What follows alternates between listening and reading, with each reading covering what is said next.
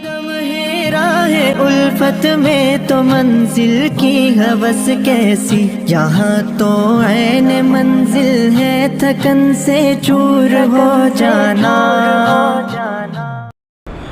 الحمد للہ رب العالمین، والصلاة والسلام على سید المرسلین وعلى آلہ واصحابہ اجمعین، اما بعد، عن ابن عمر رضی اللہ تعالی عنہما قال رسول اللہ صلی اللہ علیہ وسلم وهو على المنبر وهو يذكر الصدقة والتعفف عن المسألة اليد العليا خير من يد السفلى واليد العليا هي المنفقة والسفلى هي السائلة، او کما قال النبی صلی اللہ علیہ وسلم۔ معزز سامعین کرام اور پردہ نشین خواتین، اللہ تبارک و تعالیٰ نے اور اللہ کے پیارے آقا و مولا، ہمارے پیارے آقا و مولا محمد رسول اللہ صلی اللہ علیہ وسلم نے قرآن و حدیث کے اکثر مقامات پر خیرات کے دینے کا، صدقات کے دینے کا، زکوٰۃ کے دینے کا تذکرہ فرمایا ہے۔ بہت کم مقامات ایسے ہیں کہ جہاں قرآن نے، یعنی اللہ نے اور اللہ کے رسول نے زکوٰۃ لینے کا، خیرات لینے کا، صدقات لینے کا تذکرہ فرمایا ہے۔ اس سے پتہ یہ چلتا ہے کہ اللہ اور اللہ کے رسول کا منشا یہ ہے کہ انسان دینے والا بنے، لینے والا نہ بنے۔ انسان دوسروں کے سہارے پر جینے والا نہ بنے، بلکہ دوسروں کو جینے کے لیے سہارا بن جائے۔ یہ اللہ کا بھی منشا ہے اور اللہ کے نبی محمد رسول اللہ صلی اللہ علیہ وسلم کا بھی منشا ہے۔ اسی لیے اسی مناسبت سے میں نے بخاری شریف کی ایک روایت آپ حضرات کے سامنے پیش کی ہے کہ جس کے اندر اللہ کے محبوب صلی اللہ علیہ وسلم ممبر پر تھے، جیسا کہ حضرت عبداللہ بن عمر رضی اللہ تعالی عنہما نے فرمایا کہ اللہ کے محبوب ممبر پر تھے اور صدقے کا تذکرہ کر رہے تھے، یعنی اللہ کے راستے میں خیرات دینے کا ذکر کر رہے تھے اور سوال سے بچنے کی تاکید کر رہے تھے۔ اس وقت میرے محبوب نے فرمایا کہ اوپر والا ہاتھ بہتر ہے نیچے والے ہاتھ سے۔ پھر میرے محبوب نے اس کی تشریح بھی فرمائی کہ اوپر والا ہاتھ اللہ کے راستے میں مال خرچ کرنے والا ہے اور نیچے والا ہاتھ سوال کرنے والا ہے۔ اسی لیے آپ دیکھیے ایک مشہور واقعہ ہے کہ حضرت قبیصہ رضی اللہ تعالی عنہ نے ایک آدمی کے قرض کے ضامین بنے، یعنی کہ اس کا قرض میں ادا کروں گا۔ کسی کے قرض کے ادا کرنے کی ذمہ داری حضرت قبیصہ رضی اللہ تعالی عنہ نے لی۔ روایت کے اندر آتا ہے کہ پھر وہ نبی کریم صلی اللہ علیہ وسلم کی خدمت میں حاضر ہوئے اور پورا واقعہ، حالات سنائے۔ تو اس وقت اللہ کے محبوب صلی اللہ علیہ وسلم نے فرمایا، اے قبیصہ، سوال کرنا 3 لوگوں کے لیے جائز ہے۔ کتنے لوگوں کے لیے؟ 3 لوگوں کے لیے سوال کرنا جائز ہے۔ پھر میرے محبوب نے فرمایا، ایک وہ آدمی جس نے جو کسی کے قرض کا ضامین بنا ہو، جیسے کہ حضرت قبیصہ بن کر آئے تھے، یا وہ شخص جو قرض کے اندر بالکل دب چکا ہو، نکلنے کا کوئی راستہ اس کو نظر نہ رہا اور اس کی عزت کے لالے ہو چکے ہو، تو ایسا آدمی سوال کر سکتا ہے۔ ایک دوسرا میرے محبوب نے فرمایا دوسرا وہ آدمی سوال کر سکتا ہے جو کسی حالات کی چکی کے اندر پیس گیا ہے، ایسے آفات آ گئی، ایسی مصیبت آ گئی کہ خوشحال تھا لیکن حالات کی وجہ سے وہ بالکل کیا ہو گیا، گھر کے اندر ڈال دیا گیا، کہیں کا اب رہا نہیں ہے۔ تو میرے محبوب نے فرمایا کہ ایسا آدمی بھی سوال کر سکتا ہے۔ فرمایا تیسرا وہ آدمی سوال کر سکتا ہے کہ جس کی غربت اور بے بسی ایسی ہو کہ گھر کے اندر فاقے چل رہے ہو، لیکن 3 آدمی عقل مند اس کی گواہی دے کہ حقیقت کے اندر ایک ایسا ہے، فقر و فاقہ کے اندر اس کی زندگی گزر رہی ہے، تو فرمایا یہ تیسرا آدمی ہے کہ جو سوال کر سکتا ہے۔ سمجھ میں آ گئی بات؟ اور سوال کرنے کے بارے میں بھی شریعت نے یہ بات نقل کی ہے کہ سوال کرنے والا سوال کے اندر حد سے زیادہ غلو نہ کرے۔ غلو کا مطلب یہ ہے کہ دینے والے کے پیچھے ایسا نہ لگ جائے کہ اس کو شرما شرمی کے اندر کچھ دینا پڑے، ایسا سوال کرنے سے بھی منع کیا ہے۔ اسی لیے یہی اصول چندے والوں کے لیے بھی ہے کہ چندے والے اگر کسی سے چندہ لینے کے لیے جائے تو اس قدر جم کر سوال نہ کرے کہ وہ دینے پر مجبور ہو جائے اور اس کو شرما شرمی کے اندر کچھ دینا پڑے۔ تو اس طریقے سے سوال کرنے سے شریعت نے کیا کہا ہے بھائی؟ منع کیا ہے۔ پھر میرے آقا نے فرمایا، درمیان کے اندر یہ بات میں نے نقل کر دی، اے قبیصہ ان تینوں کے علاوہ کسی اور کے لیے سوال کرنا حرام ہے۔ کیا فرمایا؟ سوال کرنا حرام ہے۔ دیکھو یہ ہے سوال کرنے کی بات، قرض مانگنے کی بات نہیں ہے، قرض الگ چیز ہے اور سوال یہ چیز ہے کہ پھر دینے کی بات نہیں ہے، لینا ہی لینا، یہ دونوں کے اندر فرق ہے، اس کو آپ سمجھ لیجئے۔ تو یہاں جو مذمت آئی ہے وہ کس کی آئی ہے بھائی؟ سوال کرنے کی مذمت آئی ہے۔ تو حضرت قبیصہ سے محمد رسول اللہ صلی اللہ علیہ وسلم نے یہ بات نقل کی کہ اس کے علاوہ کسی اور کے لیے سوال کرنا کیا ہے بھائی؟ حرام ہے۔ خیر، اب ذرا آپ دیکھیں کہ شریعت نے ایک طرف سے اس طریقے سے سوال کرنے سے منع فرمایا، دوسری طرف آپ نظر دہرائیے تو قرآن کریم کی بے شمار، یعنی کہ قرآن کریم کی ایک آیت کریمہ ہے کہ جس کے اندر اللہ تبارک و تعالیٰ نے ان لوگوں کا تذکرہ کیا ہے کہ جو حقیقت کے اندر ضرورت مند ہے، فقیر ہے، غریب ہے، محتاج ہے۔ سمجھ میں آئی بات؟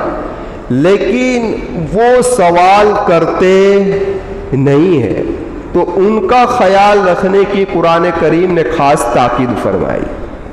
اسی لیے قرآن کریم میں اللہ تبارک و تعالیٰ فرماتے ہیں لِلْفُقَرَاءِ الَّذِينَ اُحْصِرُوا فِي سَبِيلِ اللَّهِ، وہ فقیر لوگ کہ جو اللہ کے راستے کے اندر کیا ہے بھائی؟ لگے ہوئے ہیں، یعنی وہ علماء، وہ صلحاء، وہ اساتذہ کہ جو دینی مشغلوں کے اندر لگے ہوئے ہیں، آپ کے بچوں کو قرآن و حدیث کی تعلیم دے رہے ہیں، آپ کے بچوں کو محمد رسول اللہ صلی اللہ علیہ وسلم کا پیغام پہنچا رہے ہیں، ان کے دلوں کے اندر محمد رسول اللہ صلی اللہ علیہ وسلم کا کلام اور اسی طریقے سے نبی کریم صلی اللہ علیہ وسلم پہ اترنے والا قرآن ان کے سینوں کے اندر کیا کر رہے ہیں؟ اب یہ دینی مشغلے کے اندر لگے ہوئے ہیں، یا کوئی اور آدمی ہو جو دینی مشغلے کے اندر لگا ہوا ہے، قرآن یہ کہہ رہا ہے لا يستطيعون ضربا في الارض، کہ اس دینی خدمت کی وجہ سے وہ استطاعت رکھتے نہیں ہیں زمین پر سفر کرنے کا۔ سمجھ میں آئی بات؟ يحسبهم الجاهل أغنياء من التعفف، ان کے سوال نہ کرنے کی وجہ سے یہ نااہل لوگ یہ سمجھتے ہیں کہ ان کو کوئی ضرورت ہے. قرآن کہہ رہا ہے لا يحسبهم الجاہل اغنیاء من التعفف تعرفهم بسیماہم. قرآن کہہ رہا ہے کہ ان کے چہروں سے پہچانے جاتے ہیں. لا يسألون الناس الحافا. وہ لوگوں سے سوال نہیں کرتے, لوگوں کو لپک لپک کر کے دو ایسا کوئی سوال کرتے نہیں ہے. تو قرآن یہ فرماتا ہے کہ یہ سے لوگ حقیقت کے اندر مستحق ہے. ایسے لوگوں کو مدد کی ضرورت ہے کہ جو چہرے سے پہچانے جاتے ہیں, ان کے گھر کی ضرورتیں پوری ہوتی نہیں ہے, لیکن وہ عزت کی وجہ سے کسی سے سوال کرتے. مانگنے والا تو کہیں سے بھی مانگ لے گا, ہے نا بھائی, مانگنے والا تو کہیں سے بھی مانگ لے گا, لیکن نہ مانگنے والے عزت کے مارے کیا ہو جاتے ہیں, مر جاتے ہیں. اسی لیے شریعت نے ہمیں یہ حکم دیا ہے کہ تمہیں چاہیے کہ ایسے لوگوں کی تحقیق کرے اور ان تک اپنا مال, اپنی رقم ان تک پہنچائے. اللہ تبارک و تعالیٰ یہ صحیح سمجھ مجھے بھی نصیب فرمائے اور ہم تمام کو اس پر عمل کرنے کی توفیق عطا فرمائے. کیونکہ یہ لوگ وہ ہیں نہ کہہ سکتے ہیں, نہ سہ سکتے ہیں, نہ رہ سکتے ہیں. لیکن ذرا آپ دیکھیں اللہ تبارک و تعالیٰ نے جو شریعت مجھے اور آپ کو عطا فرمائی ہے نا, وہ بہت ہی جامع شریعت ہے. اس کے اصولوں پر, اس کے قانونوں پر اور اس کے مطابق اگر ہم اپنی زندگی کو گزاریں گے تو انشاءاللہ کبھی ذلتی نصیب نہیں ہوگی.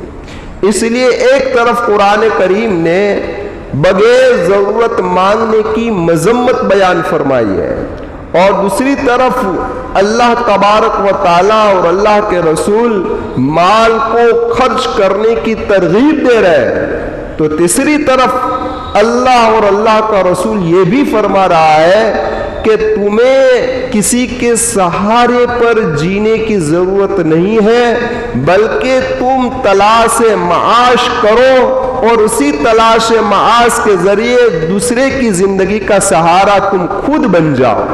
کیا کہا بھائی؟ اس لیے شریعت نے فکر معاد کے ساتھ یعنی آخرت کی فکر کے ساتھ تلاش معاش کو بھی رکھا ہے. کس کو رکھا ہے؟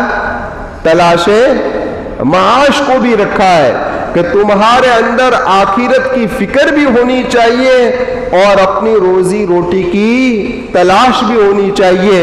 تم دوسروں سے بھیک مانگتے ہوئے مت پھرو. سمجھ میں آئی بات؟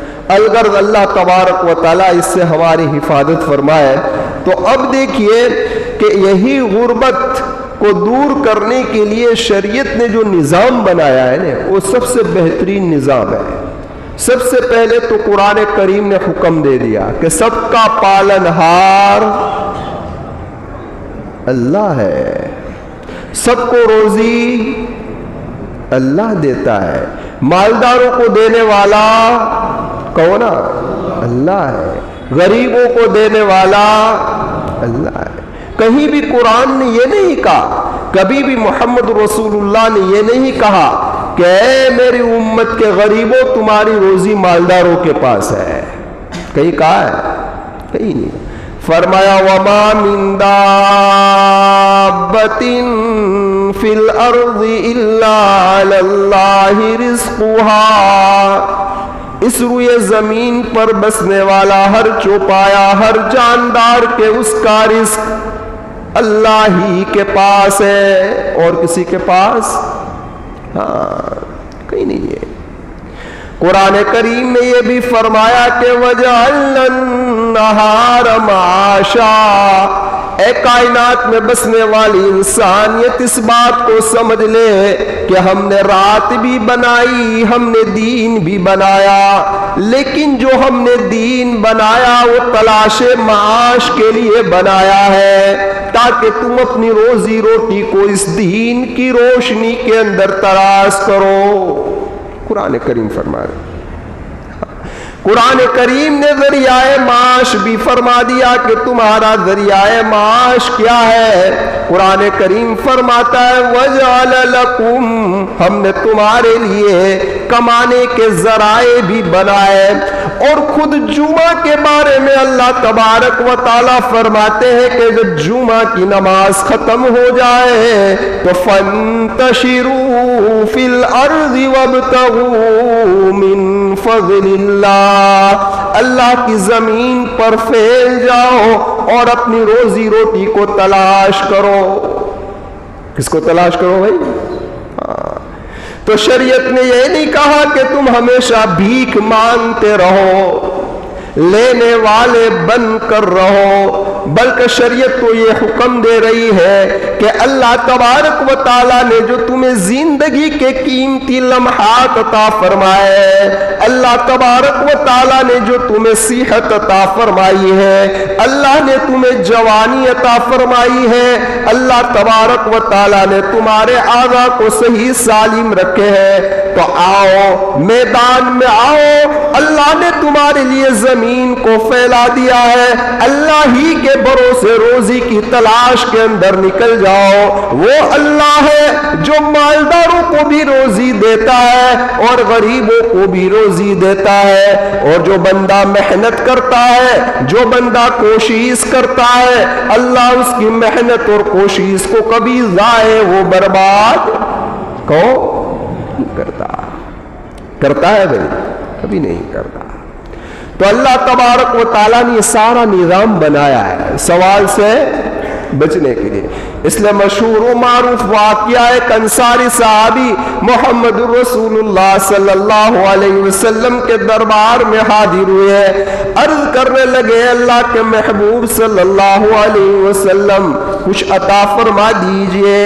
میرے محبوب نے فرمایا اما فی بیتک شیء، تیرے گھر کے اندر کوئی چیز ہے؟ کیا کہا اللہ کے محبوب نے؟ تیرے گھر کے اندر کوئی چیز ہے؟ تو کہہ رہا ہے کہ خلسن، جی ہے اللہ کے محبوب صلی اللہ علیہ وسلم، ایک کملی ہے میرے پاس. کیا ہے؟ ایک کملی ہے. فرمایا نلبس باغہ ونبسط باغہ، اس کا بعد حصہ میں بچھاتا ہوں اور بعد حصہ میں اوڑھتا ہوں. وقابن، اور ایک پیالہ ہے نشرب فیہ الماء، کہ اس کے ذریعے سے میں پانی پیتا ہوں. کتنی چیزیں ہیں؟ دو چیزیں، ایک کملی ہے اور ایک پیالہ ہے. میرے محبوب صلی اللہ علیہ وسلم نے فرمایا اس صحابی سے وہ کملی بھی لے آ اور وہ پیالہ بھی لے آ. وہ فرمان محمد پر عمل کرتا ہوا کملی بھی حاضر کر دی اور پیالہ بھی حاضر کر دیا. میرے محبوب نے فرمایا من یشتری ہذین، ان دو چیزوں کو کون خریدے گا؟ ایک صحابی رسول نے فرمایا میں 1 درہم کے بدلے ان دو چیزوں کو خریدنے کے لیے تیار ہوں. اللہ کے محبوب نے فرمایا 1 درہم میں تو یہ دو چیزیں نہیں دی جا سکتی. تو دوسرے صحابی نے فرمایا اے اللہ کے محبوب میں 2 درہم کے عوض کے اندر ان دو چیزوں کو خریدتا ہوں. اللہ کے محبوب صلی اللہ علیہ وسلم نے ان دونوں چیزوں کو بیچ دیا اور 2 درہم لے لیے. اس انصاری صحابی کے حوالے یہ دونوں درہم کر دیے اور کہا کہ 1 درہم سے اپنے خرچے کو چلا اور 1 درہم سے کلہاڑی کو خرید لے. کیا فرمایا؟ 1 درہم سے اپنا خرچہ چلا اور 1 درہم سے کلہاڑی خریدی. میرے محبوب نے فرمایا جب کلہاڑی کو خرید کرا تو میرے پاس آ جانا. میرے محبوب نے اس کلہاڑی کے اندر جو دستہ جو لکڑی کا تھا اپنے پیارے اور مبارک ہاتھ سے رکھ دیا اور کہا کہ جنگل کی طرف روانہ ہو جا، لکڑیوں کو کاٹنے کے لیے لگ جا. روایت کے اندر ہے میرے محبوب نے فرمایا 15 دن تک یہاں مت دکھنا. کتنے دن تک؟ 15 دن تک یہاں نظر نہیں آنا. اچھا، نکل گئے اللہ کے محبوب کے حکم پر جنگل میں لکڑیاں توڑنے کے لیے. لکڑیاں توڑتے تھے اور بیچتے تھے، توڑتے تھے اور بیچتے تھے۔ اللہ تبارک و تعالیٰ نے فقر و فاقہ کو دور کر دیا۔ اس حال میں میرے محبوب کی خدمت میں آئے وہ صحابی رسول، تو اللہ کے محبوب نے فرمایا تیرے سوال کی ذلتی سے یہ بہتر ہے، سوال کی تیرے مانگنے کی ذلتی سے، کیونکہ مانگنے میں ذلت ہی ہے، یقینی چیز ہے، اس سے کیا ہے بھائی بہتر ہے۔ تو شریعت نے نظام بھی بنایا ہے کہ یہ غربت کس طریقے سے دور کی جائے۔ ایک تو یہ تذکرہ کیا کہ اپنے آپ کو، اس سے پتہ یہ چلا کہ جو لوگ صحت مند ہے اور اللہ تبارک و تعالیٰ نے ان کے اعضاء کو صحیح رکھے ہیں، کمانے کی صلاحیت رکھتے ہیں، ان کو دے دے کر ان کی عادت کو برا نہ کیا جائے، بلکہ صاحب مال کو چاہیے کہ ان کو تجارت کے اندر کھڑا کرنے کی کوشش کر دی جائے، ان کا کیپٹل، ان کی مڑی، اور اس کے اندر اس کا تعاون کیا جائے اور اس کو کسی تجارت کے اندر لگایا جائے، تاکہ آج کا مانگنے والا کل کا دینے والا بن جائے۔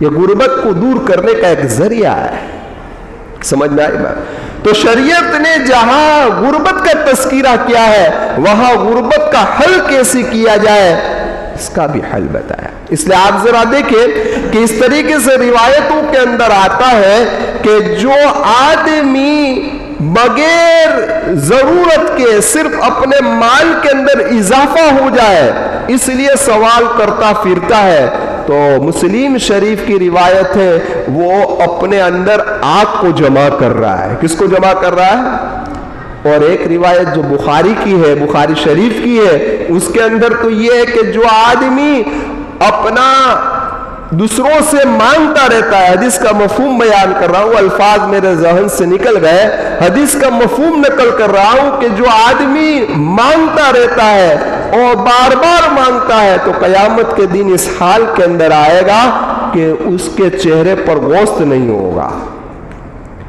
پہچانا جائے گا قیامت کے میدان کے اندر اسی علامت کے کہ یہ سائل ہے، سوال کر رہے والا ہے۔ اس نے سوال سے روکا ہے شریعت نے، اور باقاعدہ شریعت نے، ترمذی شریف کی روایت ہے کہ جو آدمی کے اعضاء صحیح ہو، تندرست ہو، ایسا آدمی کا سوال کرنا ناجائز ہے، اور علامہ ابن نجیم تو فرماتے ہیں کہ ایسے آدمی کو دینے والا بھی گنہگار ہے، کیونکہ اس کی عادت کو خراب کر رہا ہے، اس لیے ایسے آدمی کو دینے والا بھی گنہگار ہے۔ حضرت عمر رضی اللہ تعالیٰ عنہ کی خلافت کا زمانہ تھا، میں آپ کو ختم کر رہا ہوں، حضرت عمر رضی اللہ تعالیٰ عنہ کی خلافت کا زمانہ تھا، اور اس وقت ایک سائل نے مغرب کی نماز کے بعد اعلان کیا اپنے کھانے کا، تو حضرت عمر رضی اللہ تعالیٰ عنہ نے ایک اور سے فرما دیا کہ اس کو کھانا کھلا دیجئے، اس آدمی نے کھانا کھلا دیا۔ کچھ دیر ہوئی تو اس نے واپس سوال کیا، دوبارہ سوال کیا، تو حضرت عمر رضی اللہ تعالیٰ عنہ نے وہی پہلے آدمی سے کہا کہ کیا تو نے اس کو کھانا نہیں کھلایا؟ تو کہ میں نے حضرت کھلا دیا، کہ پھر بھی سوال کر رہا ہے، تو سائل کو میرے پاس لاؤ۔ حضرت عمر تو بڑے جذبات والے تھے نا، ہاں، فرمایا اس سائل کو میرے پاس لاؤ، سائل کو واپس لایا، حضرت کی خدمت میں حاضر کیا ہے، کندھے پر جھولی تھی، کیا تھی؟ حضرت عمر نے جھولی لے لی، کئی روٹیاں اندر تھی، کئی روٹیاں اندر تھی، تو حضرت نے فرمایا یہ سائل نہیں، یہ تاجر ہے۔ کیا؟ ساری روٹیاں صدقے کے اونٹوں کے اندر ڈال دی، جھوٹ لے حضرت عمر نے ساری روٹیاں اور صدقے کے اونٹوں کے سامنے ڈال دی، اور صرف یہیں پر بات نہیں رکی بلکہ اس کو درے بھی مروایا حضرت عمر نے۔ پتہ چلا کہ ضرورت کے بقدر آدمی اگر سوال کر سکتا ہے، ورنہ سوال کی اجازت نہیں ہے۔ لیکن آپ جانتے ہیں کہ بعض آدمی کہ جن کے پاس تلاش معاش کی طاقت نہیں ہے، پیروں سے اپنگ ہے، آنکھوں سے معذور ہے، ہاتھ نہیں ہے، ایسے معذور ہے، یا تلاش معاش کی طاقت رکھتے نہیں ہے، یا تلاش معاش کی صلاحیت تو رکھتے ہیں، طاقت تو رکھتے ہیں، لیکن قسمت ساتھ نہیں دے رہی، تجارت میں قدم بھی بڑھا رہے ہیں لیکن کہیں کامیابی مل نہیں رہی ہے۔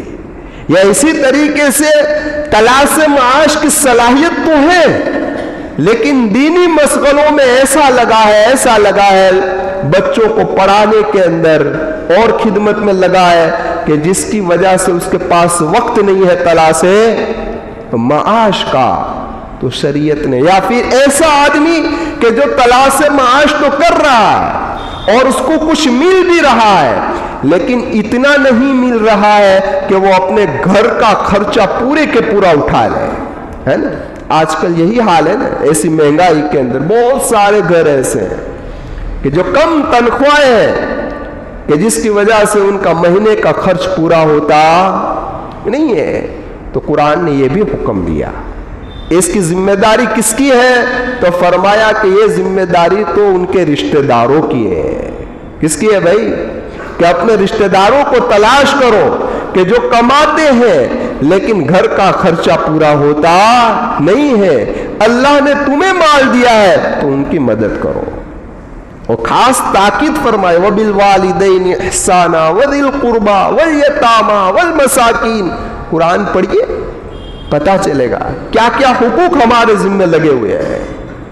ایک اور فرمایا کہ اگر اس کے قریبی لوگ اتنے مالدار نہیں ہیں تو یہ ذمہ داری بیت المال کی ہے۔ کس کی ہے؟ لیکن بیت المال ایک الگ موضوع ہے، اس کی تشریح الگ موضوع ہے، اور پھر کبھی انشاءاللہ کھولیں گے۔ تو خیر، آج کی مجلس کا اور آج کے خطبے کا خلاصہ یہ ہے کہ بغیر ضرورت مانگنا نہیں چاہیے۔ سمجھ میں آئی بات؟ اللہ تبارک و تعالی مانگنے سے ہماری حفاظت فرمائے۔ الید العلیٰ خیر من ید السفلیٰ، اوپر والا ہاتھ نیچے والے ہاتھ سے بہتر ہے۔ اللہ ہمیں اوپر والا بنائے، نیچے والا نہ بنائے۔ اس سے اللہ میری بھی حفاظت فرمائے، آپ لوگوں کی بھی حفاظت فرمائے، ہم تمام کی حفاظت فرمائے۔